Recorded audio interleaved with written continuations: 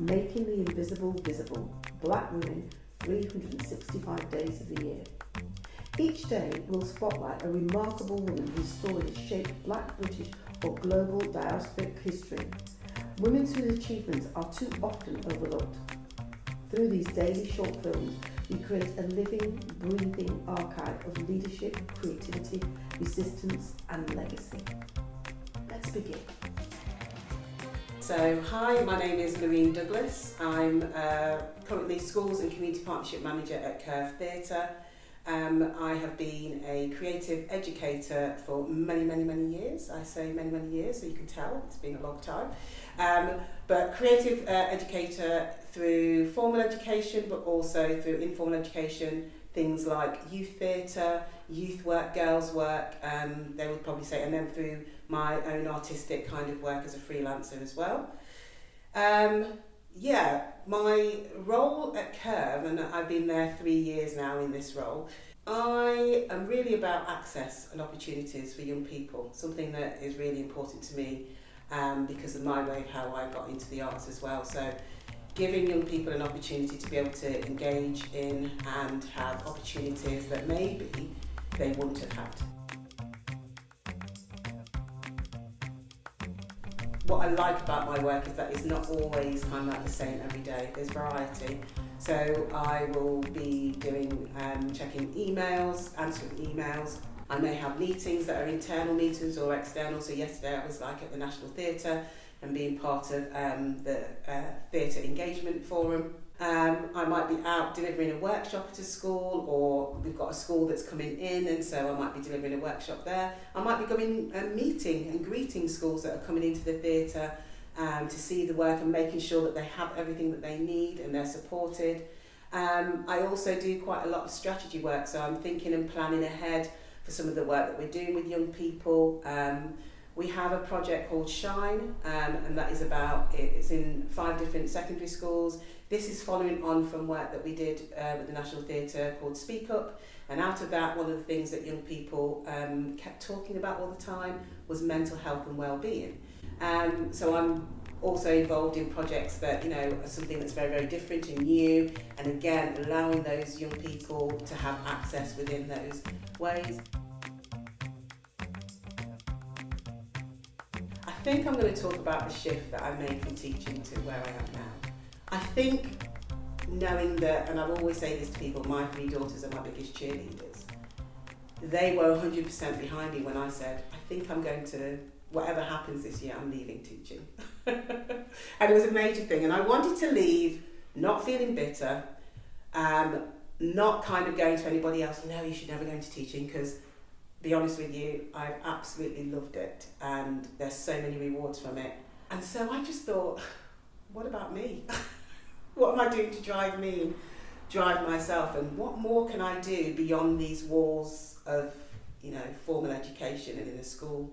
And so I took the leap, and I can't say enough about how when you get older, there's nothing wrong with trusting maybe the unknown and trusting change. I definitely had to have belief in myself, that there was something else I had to offer. I think, again, as I said, going back to that, there's something I knew that's always been kind of like there going, there's more that I can do, there's more that I can offer. And I'm hoping that's what I'm doing now.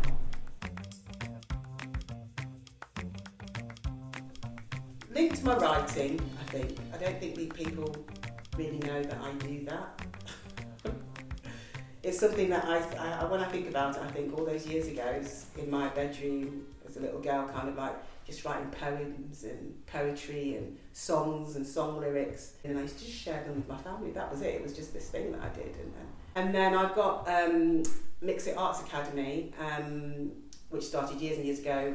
Mixit, just a show in a week, working with young people, and I've always used my writing skills within that. So we do device work, but I also write parts of the script. And then for myself, it's kind of like when I was first ever approached to do something, last year I'd say, and I was asked to do some writing for a murder mystery, part for Black History Month.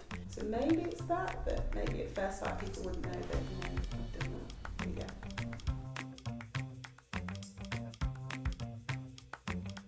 My biggest one is positive affirmations, I would say. Definitely it's something, again, I realise when I look back, there's things that I was doing from a very early age, and quotes and stuff. I even found stuff. I remember like finding things I used to have in my room where I go, wow, there was something about that quote or affirmation that really, you know, helped me or supported me. And so having those things and around me as well is important. I definitely put them on my phone, WhatsApp profiles and stuff like that. I like to do that. Joyful things, I sing. Yes to my sins, I know that my colleagues say at my desk. And even sometimes when I've got my earphones on and whatever, I haven't realised, or even not without my earphones, sometimes all of a sudden a song escapes me. I know in teaching I used to do that. A lot of the kids knew for me as Miss Douglas, who's down the corridor, could hear her maybe singing or whatever. Or I think singing is good for you. It's good for your soul. When things get really tough, I do think it's important to sit with things for a while. I think I've learnt that as I've got older and older, to kind of go, just sit with it for a while. It's okay. It's all right if it's not working right now. It will come. It will happen.